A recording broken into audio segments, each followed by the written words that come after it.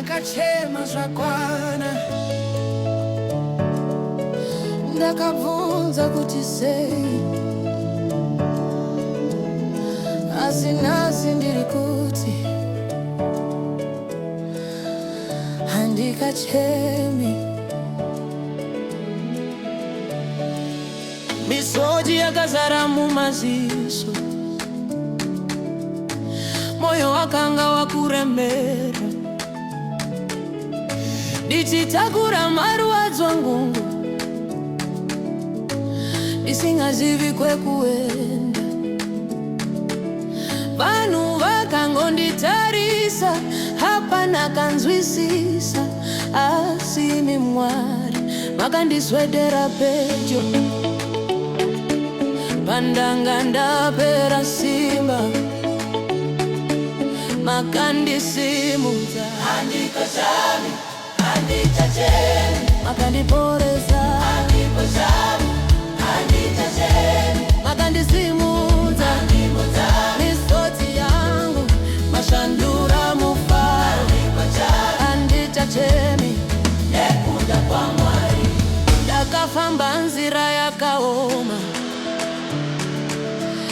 ndakasangana nemarwadzo,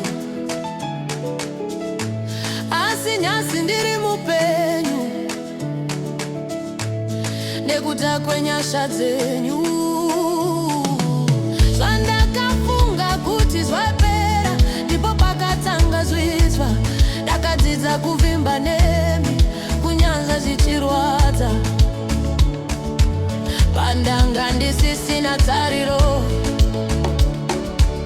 makandipa simba. Handikachemi, handikachemi, makandiporesa. Handikachemi, handikachemi, makandisimudza. Handikachemi, misodzi yangu mashandura mufaro.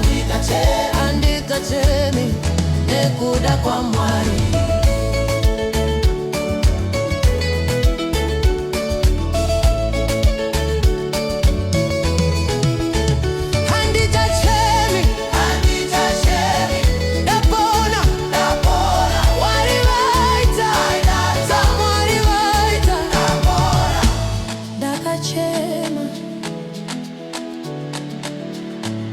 Asi makandiporesa.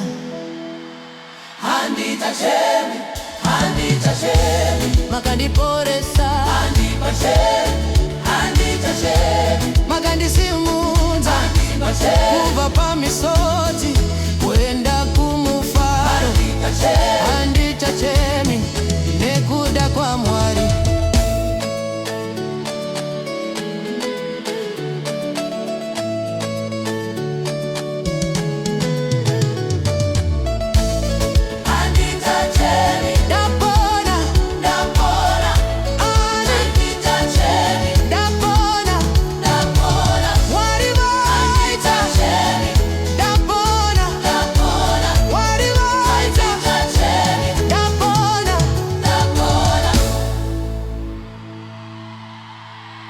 Ndakachema, asi makandiporesa.